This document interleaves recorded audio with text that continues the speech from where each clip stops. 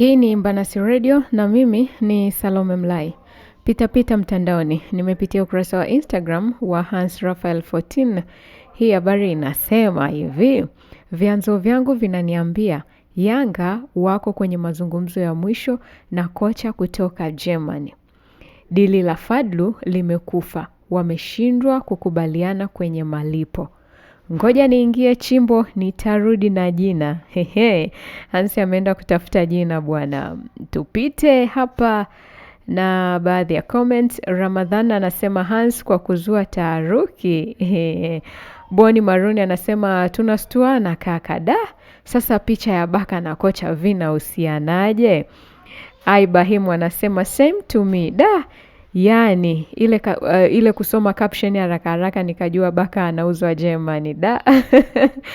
Dason anasema yani da kaongeza kaendelea kwenye hayo mahojiano hapo. Karimu anasema nikadhani unasema Yanga na Baka it's just over. The real Grace anasema shindwa uwi. Headboy anasema da wamchukue hata Gamondi aisee. Aibaim anasema hivi Hansi unapata muda angalau wa kupumzika kidogo. Ila okay anyway kazi nzuri hongera sana. D-Wise huyu kaandika kwa herufi kubwa kabisa.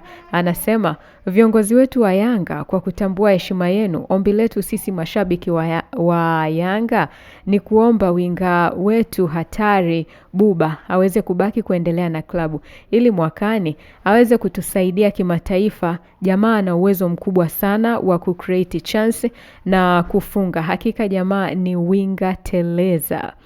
Haya huyu anasema D-Wise anasema jamani fundi mno mcheki YouTube itakuwa alipigwa msumari.